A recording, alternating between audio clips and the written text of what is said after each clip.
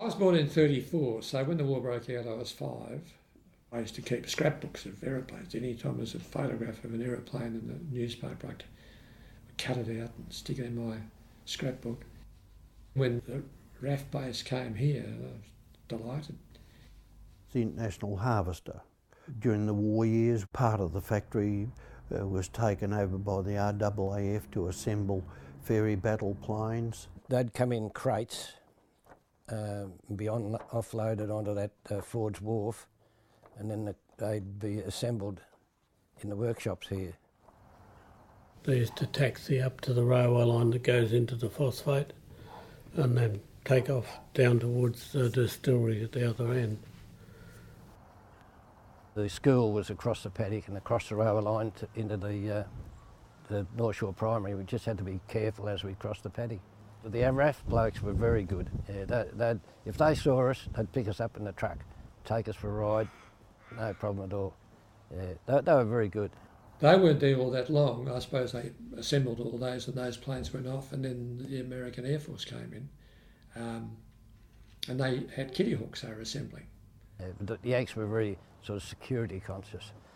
My father told me that an American had challenged somebody moving in the dark because it was all blacked out. One of the American guards called on somebody to halt who goes there and threatened to shoot him. The person didn't respond and kept on going. So he shot it. It turned out to be the wildman's cow. So he shot the cow and it was a bit of an uproar over that. One day I was home from school, no one else was home. I was out the back cutting the kindling wood. I heard roar, roar, roar down the paddock. I thought, oh yeah, someone's taken off. Roar, roar, roar, it's getting closer and closer. I thought, gee, yeah, it's getting close.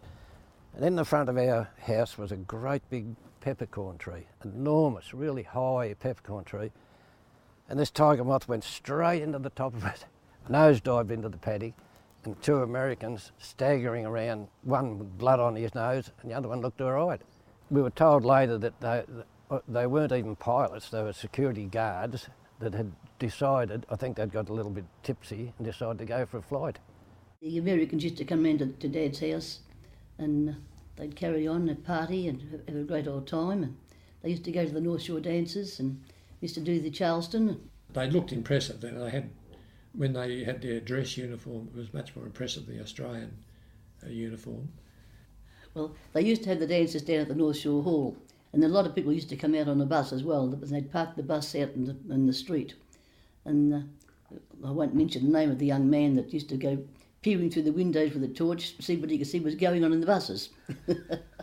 And then all the ladies used to make cakes and sandwiches, take them around for supper.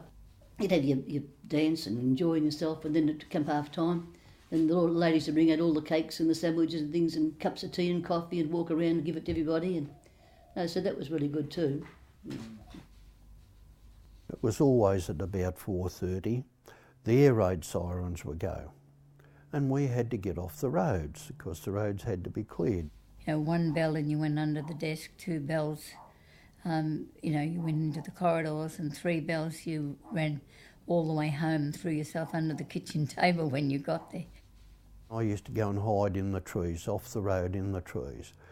Later on I realised the Shell had their depot opposite.